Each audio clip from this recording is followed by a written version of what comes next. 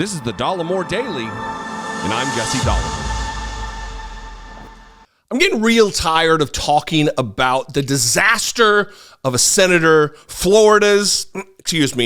Alabama's senator. I always forget because, he lives full-time in Florida as his primary residence and then happens to represent Alabama somehow.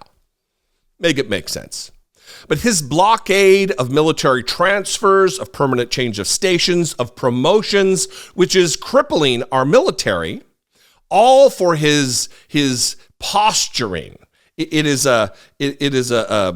just a joke what he's doing, while claiming to be the most military persons. Nobody's more military than him, he says, even though he's never put on, maybe for Halloween one time, he went as an army guy, maybe at Halloween, maybe, but he never wore the uniform in any official capacity. He likes to ride his dad's coattails, who was in the military. Apparently that gives him clout to claim he's the most military person ever. A lot like Trump, just a coward, never had the medal to serve, never spent a day in uniform while claiming he's the most. Anyway, just a personal issue I have. One of many with Tommy Tuberville. But yesterday, Lisa Franchetti, who is the acting CNO, the chief of naval operations, it's akin to, if you know military structure, but it's like the analog to the commandant of the Marine Corps. She's the acting CNO, chief of naval operations, because he's blocking nominations, he's blocking promotions, again, all of this. But there was a moment in this particular hearing where she's asked by Elizabeth Warren questions about readiness, about the impact that this blockade is having at the hands of one man, one senator, Tommy Tuberville. And she she says, this is going to set us back years relative to readiness, months just for the general officer ranks or admiral officer ranks in the Navy. I'm going to play this clip. It's a little longer than I normally play. I'll put the timer up above if you've already watched this segment. I doubt it unless you actually watch the full hearing. I had to go and watch this thing to find this one moment. But this is telling.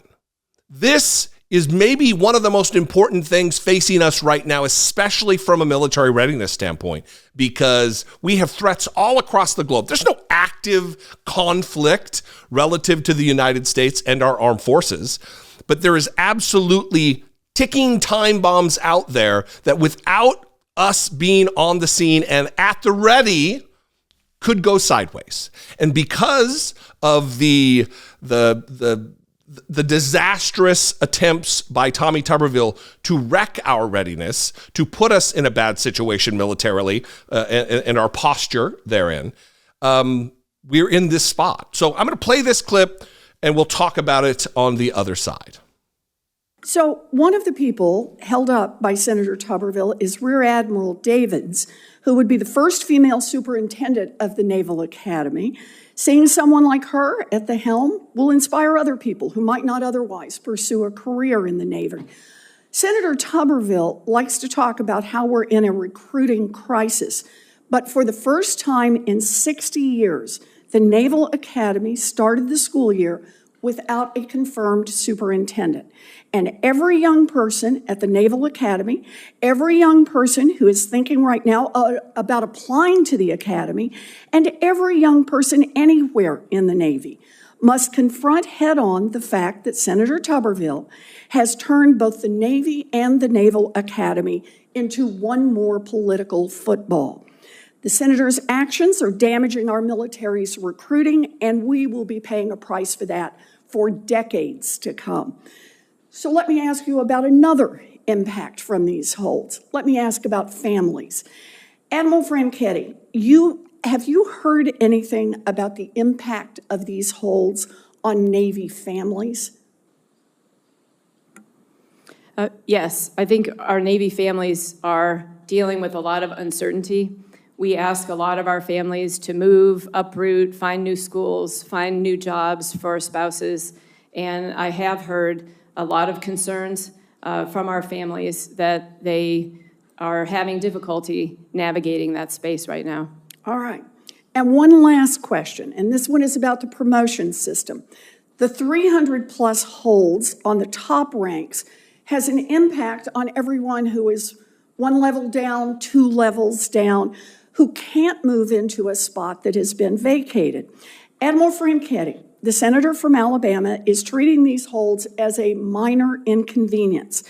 But the servicers are telling me that even after the holds are lifted, the promotion system will be tangled up for months or years to come.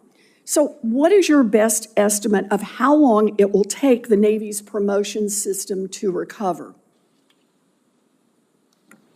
Well, Senator, I think just at the 3-star level, it would take about 3 to 4 months to move all of the people around, but it will take years to recover from the promotion, if confirmed, for the promotion delays that we would see forward. So years to come, our military experts project China wants to be able to take Taiwan by 2027, and we'll still be trying to repair the damage inflicted by these holds. The Republicans' failure to end this blockade makes it clear they don't care about our leaders, they don't care about the families who have served their country honorably for decades. It is hard to imagine a bigger propaganda win for our enemies. We need this hold to stop, and we need it to stop now.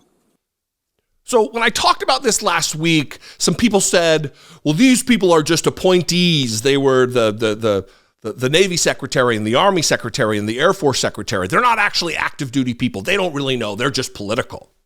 Yeah, that's true. This person's not. Lisa Franchetti is an admiral. Lisa Franchetti served and has served for decades in the United States Navy. She has a fulsome understanding of what it takes to stand up a military force against an adversary. So when she says, plainly, the Navy's facing challenges all across the globe, threats from our adversaries, we want to have the right people with the right level of experiences in those positions. And as we continue not to have the confirmed people that we've nominated with that experience, we're going to continue to see an erosion of readiness. An erosion of readiness that's going to take years to come back from. This isn't from a political appointee. This is from the acting chief of naval operations. So Tommy Tuberville can act like he's the most military person ever, but the fact remains, he is damaging the United States of America. And listen, morale and readiness go hand in hand. When you start messing with people's families, like the beginning of this clip, you're also doing damage to our readiness.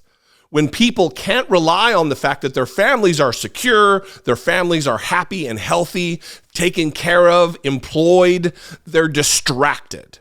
And when your military members are distracted, they're not at their best. And, Tommy Tuberville should know this, being the most military person who's ever lived, right? Yeah. It's all gross. It is all obstruction. It is all fake patriotism, masturbatory patriotism on the part of Tommy Tuberville, a man who didn't have the mettle to serve himself. A coward who is not even a resident of the state that he represents. Anyway, I'd love to know what you think about this. You can call, leave me a brief voicemail, 714-576-4054. Of course, you can email me, as always, daily@dollemore.com.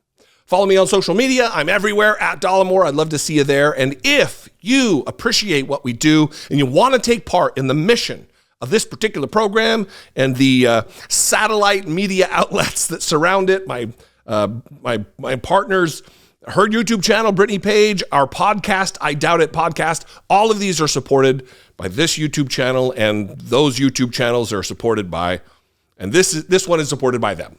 Anyway, you can click the join button below, become a channel member here on YouTube. For $2 a month, you can support our work. You can click the super thanks button, or same rules apply, patreon.com/I Doubt It podcast. All those are great ways. You can buy some merch. Make sure you're subscribed. Share this video. bunch of ways to support what we do. Anyway, I love you guys. I appreciate you very much. Have a great weekend. I'll see you next week. Be genuine. Take care of one another.